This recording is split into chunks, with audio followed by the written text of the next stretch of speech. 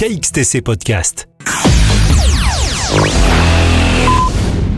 Le mardi 21 novembre 2023, à 11h, à la mairie d'honneur, au salon Clémenceau, avait lieu la conférence de presse consacrée aux festivités de Noël à Toulon.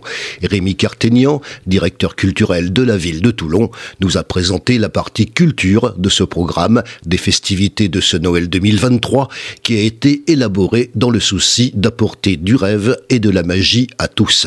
Nous lui avons demandé des précisions complémentaires sur ce programme.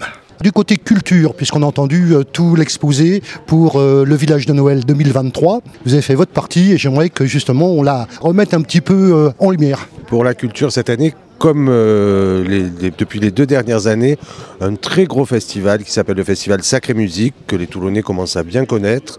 C'est un festival de musique, de chant choral, qui se déroule dans les églises de l'ensemble de la ville. Il y a 5 concerts à Toulon, entre l'église Saint-Louis, le Pont du Las, Saint-Jean-du-Var, avec cette particularité d'avoir les églises complètement redécorées avec des candélabres et des lumières, des bougies, qui mettent en valeur donc ces chants choraux. Entre autres, on a les petits chanteurs de Notre-Dame, de Paris, on a des chœurs anglais qui viennent, donc un festival qui commence ce week-end, là, le 25 novembre, qui se poursuit jusqu'à la fin décembre, avec 5 grosses dates à Toulon, mais il y en a aussi dans la métropole, donc à ne surtout pas manquer.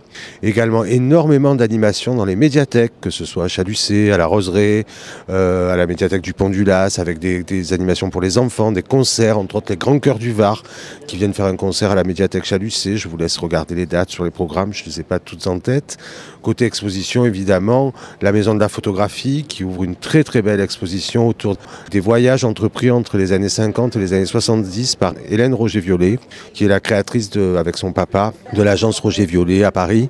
C'est la première exposition qui lui est consacrée en province, puisque la première était à Paris en 2022, donc vous voyez, c'est d'une année sur l'autre. Là, on est en train de préparer, de recevoir les tirages, les encadrements, etc.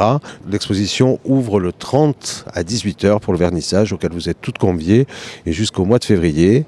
Au musée d'art également, une petite expo dossier autour d'André et Gaudensy-Allard, qui sont les grands architectes du musée, mais aussi d'un château à la Londe, qui s'appelle le château des Bormettes. Également les architectes et sculpteurs de la fontaine de la place de la Liberté, de l'école Jules Murer, qui est l'ancienne lycée Rouvière, etc. Donc une expo patrimoniale au musée d'art, une expo d'art contemporain à l'hôtel des Arts avec la métropole.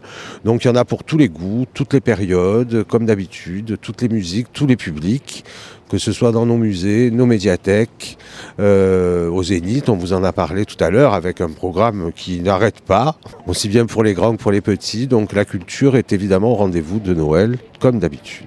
KXTC Podcast.